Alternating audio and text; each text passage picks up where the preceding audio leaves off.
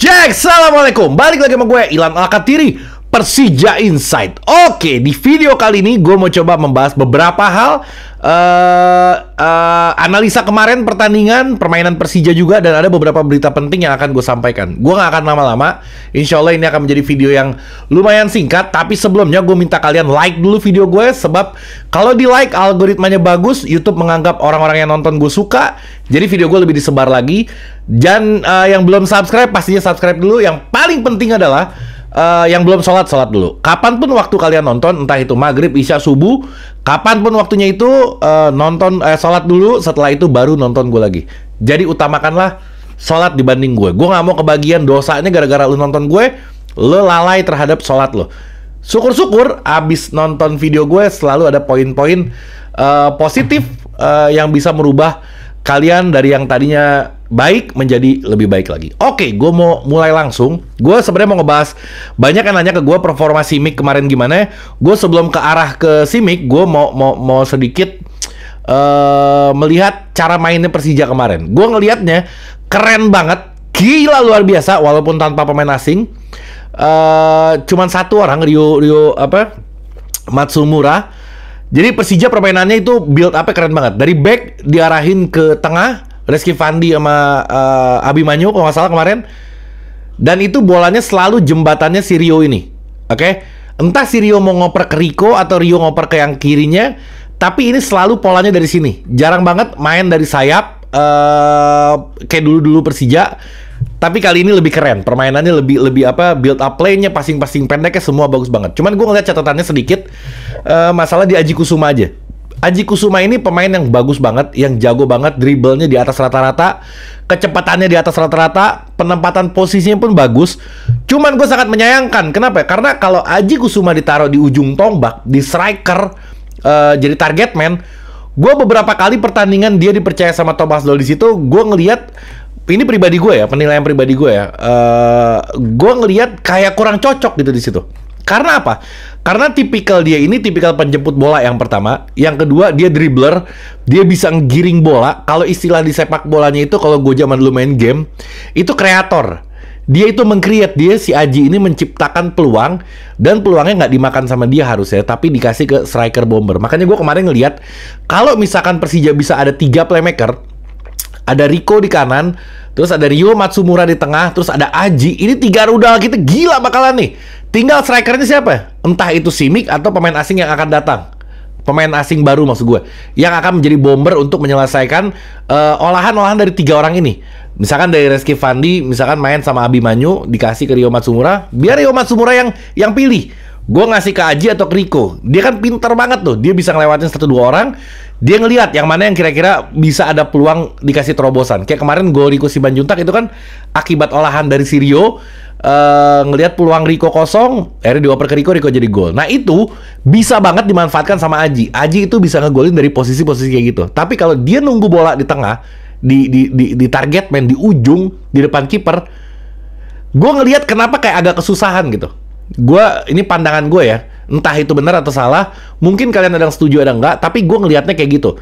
Lebih baik dia di samping, di belakang, kayak Rico gitu, geber kanan kirinya, tinggal Rio Matsumura yang mainin aja, yang geser-geser bolanya. Kalau dia bisa shoot, kalau enggak dia tinggal lay off, passing pendek ke striker bomber yang bisa nyetak gol.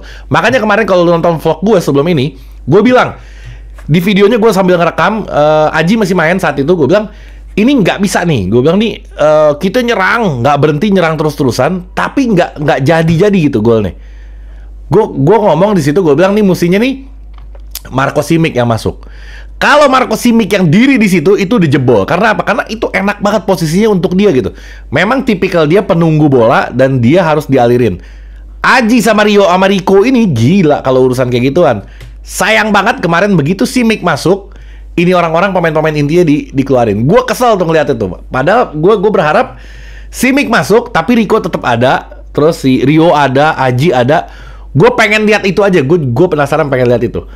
Nah masalah si Simic ini, gue kaget ya. Gue kaget ngeliat permainan dia ya. Bukan dari jagonya. Gue nggak bilang dia jago, tapi semangatnya. Lu ngeliat gak permainannya kemarin? Itu ditabrak-tabrakin orang. Back jabret dari tengah buak dikejar ke sono sini. sekitar 5 sampai 10 menit paling lama. Nah, sisanya nggak begitu lagi. Mungkin kecapean. Jadi dia ngegeber di awal, ya nggak? Tiba-tiba mungkin kecapean kali. Karena fisiknya udah nggak akan sekuat dulu lagi. Tapi semangat juangnya, terus gue ngeliat gestur dia ya. Abis dia berebut, dapat bola, terus dia kayak ngeliatin ke arah pelatih gitu, kayak ngelirik-ngelirik ke pelatih. Gue ngeliatnya kayak dia pengen ngebuktiin ke Thomas Doll kalau gue nih jago, gue dulu nih, gue bintangnya di sini. Jadi lu percaya sama gue akan membuktikan itu lagi. Sebenarnya bagus itu sebenarnya apa namanya, positif untuk dia. Kan dulu kan dia mau salah, mau blunder, mau apa, tetap dipuji sama fansnya, sama pecintanya, tetap akan dipuji-puji. Sekarang nggak begitu. Dia harus bagus baru dipuji. Kalau dia jelek, ini bakal babak belur, dia bakal dibully abis-abisan. Maka dari itu positifnya apa? Positifnya dia ingin membuktikan ke pelatih kalau nih gue jago nih. Justru bagus daripada kayak waktu itu loyo-loyoan. Lebih baik dia berpikiran kayak gitu. Gue yakin kemarin dia bisa nyetak gol tuh. Makanya gue ngomong di video sebelum ini. Dan beberapa kali dia punya peluang. Keren banget. Itu apalagi kalau ada Rico di situ. Waduh, itu lebih dahsyat lagi. Gue yakin dia bisa ngegolin. Cuman sayangnya sekali lagi, ketika dia main, pemain inti diganti dan dia bermain dengan pemain lapis 2. Itu agak kurang on itu. Agak kurang on. Sayang banget, padahal gue berharap itu. Gue sangat amat berharap. Pengen gue ngeliat dia ngegolin, kesian soalnya. Pasti ntar dia, lagaknya terus, sengak-sengaknya Simic dulu deh.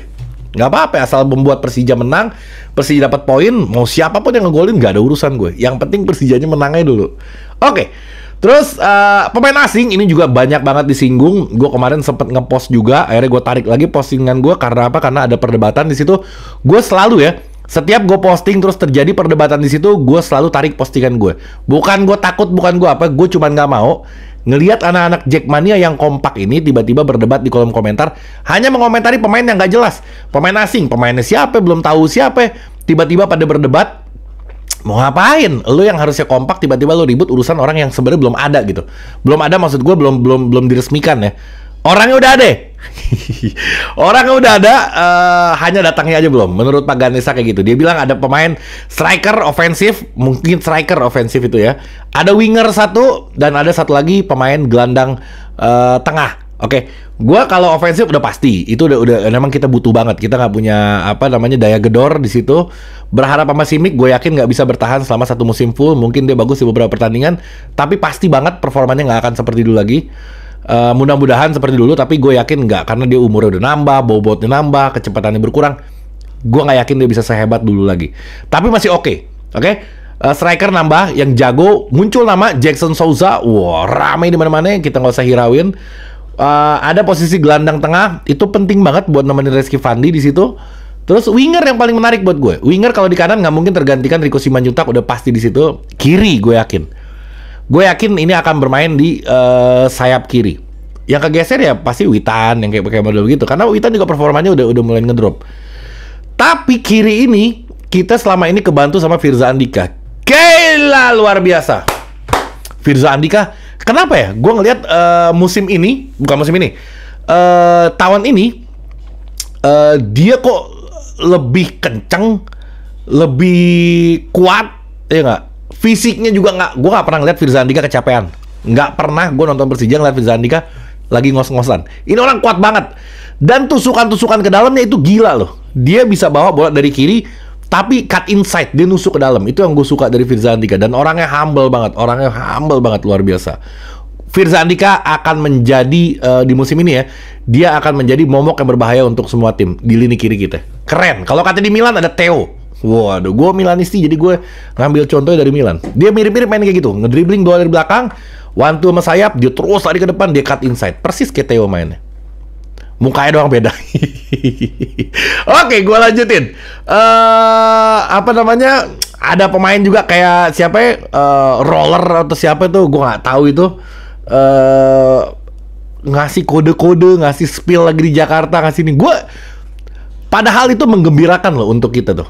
Cuman gue akhir-akhir ini setelah apa namanya Marco Simic datang, kayaknya banyak anak-anak Jackmania ini yang kurang suka dengan spill pemain gitu. Misalkan kayak apa si Roller ini kan sering ngepost tuh Thailand atau Indonesia, dia polling begitu. Wah, ke Indonesia. Terus siapa itu foto sama gambar macan. Wah, ini rame. ternyata enak juga gue lama-lama yang ngeliat spill-spill kayak gitu ya. Udah aja kalau lu pemain Persija, ya lu datang aja umumin gitu, selesai. Jangan spill-spill. Soalnya kita zong kemarin nih. Udah berharap ini banyak, tiba-tiba zong. Nah kita udah enak, udah nggak mau berharap lagi. Ya kita cuma nunggu aja. Tapi gue pastikan insya Allah pemain asing itu kuota yang tersedia itu semua akan terisi. Pasti. Nggak mungkin. Kuota nambah itu permintaan dari klub. Nggak mungkin klub nggak memenuhi itu. Udah gitu, gue gini ya, ini kayaknya agak panjang nih gue ngomong, gak apa-apa. Gue ngelihatnya gini, kalau banyak dari kita yang mengidam-idamkan pemain asing mana, terus tiap hari. Gue kalau jadi pemain Persija, jadi pemain lokalnya, itu agak kesinggung sebenarnya. Orang minta pemain asing, lo gak percaya sama gue, kan pasti kan mikirnya pada begitu. Kenapa lo pada pengen pemain asing? Emang gue nggak bisa main. Gue takutnya pemainnya mikir begitu, ntar mentalnya jadi turun. Tapi ya memang faktanya begitu. Kita butuh pemain asing ya karena memang lebih jago. Intinya gitu. Kalau nggak lebih jago juga mau ngapain kita mahal-mahal bayar pemain asing kan? Cuman takutnya pada baper aja pemain-pemain dari Persija Jakarta. Oke. Tadi Ganesha udah bilang, udah yang masalah winger. Terus oh iya, gue mau sekalian kasih tahu juga. Kalau kita penonton ini di putaran pertama kemungkinan besar 100% full stadion, nggak 50%. 50% ini ternyata di fase kampanye aja. Di fase kampanye baru penonton 50%. Tapi kalau di putaran pertama ini penontonnya masih full 100% dan bisa nonton. Tapi yang pasti itu away-nya nggak bisa. Penonton tamu nggak bisa datang ke kandang kita misalkan. Kenapa? Karena ini udah persetujuan dari PSSI dan kepolisian untuk 1 musim ke depan. Biasanya, setiap klub itu meminta izin ke kepolisian setiap pertandingan. Kali ini enggak. Kali ini setiap klub itu udah dikasih izin sama kepolisian selama 1 musim. Jadi, dan dipastikan kayaknya syaratnya itu nggak ada tim dari supporter dari tamu yang datang ke kandang lawannya. Jadi, udah didealkan selama 1 musim penuh. Udah, jangan diganggu lagi. Jangan bikin gerakan apa-apa. Jangan bikin tim tamu yang mau datang minta izin polisi apa. Nanti jadi ribet lagi. Sekarang udah bagus. Kita udah beruntung diizinkan selama 1 tahun. Berarti jadwal sudah pasti nggak berubah-berubah. Biasanya yang ini nggak dikasih izin, yang ini dikasih izin, yang ini biasanya berubah-berubah jadwal. Kali ini dipastikan jadwal selama 1 musim itu aman. Ya udah, jangan kita ganggu. Kita dukung aja. Udah bagus kita dikasih jadwal yang 1 musim nggak berubah-berubah ini. Oke. Terus yang berikutnya lagi. Gue mau gue mau menyuarakan ini karena bagi gue ini hal yang harus disuarakan mumpung belum disahkan, dan ini paling nggak masuk di akal buat gue. Jadi PSSI atau LIB atau siapalah mereka itu bilang kalau setiap klub harus memainkan pemain U23-nya selama 45 menit. Ini bagi gue pribadi ini adalah intervensi dari federasi ke klub sepak bola. Kenapa? Karena setiap klub punya kebijakan sendiri, setiap pelatih punya kebijakan sendiri, dia butuh pemain ini atau enggak. Misalkan ada pemain U23 yang pelatih itu nggak butuh, tapi karena aturan dari federasinya mengharuskan, mau nggak mau dipasang, dan itu mengakibatkan performa klub itu bakal nggak sesuai harapan dari pelatih. Jadi bagi gue harus dikaji ulang, direview ulang, dan gue mohon mudah-mudahan dengar salah satu pengurus dari PSSI.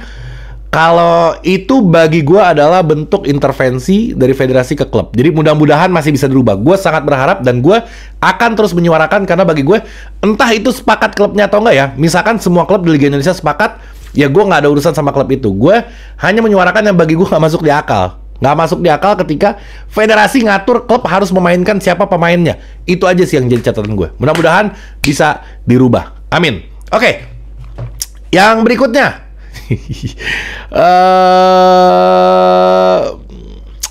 Kayaknya udah. Kayaknya udah, gue gak ada catatan lagi. Cuman paling enggak sih, gak ada lagi sih. Ntar kalau misalkan gue gue ingat lagi, gue catat lagi, ntar gue akan bikin video. Biasanya gue ngebahas satu pembahasan. Kali ini gue tumpuk beberapa pembahasan karena gue ada 1-2 hari ini karena lebaran gue nggak bisa bikin video, jadi gue tumpuk di sini aja. Oke. Cukup sekian, terima kasih buat kalian yang udah nonton sampai detik ini, dahsyat luar biasa. Jangan lupa di subscribe. Oh iya, TikTok gue, follow TikTok gue. TikTok gue ini kena ban dari salah satu televisi yang kalau masang iklan segede layar. Gue rekam, ternyata copyright di TikTok nggak boleh, dan gue langsung disuspend sama dia. TikTok gue langsung lenyap begitu aja, hilang, nggak bisa banding. Gue lagi coba banding tapi belum ada jawaban sampai sekarang.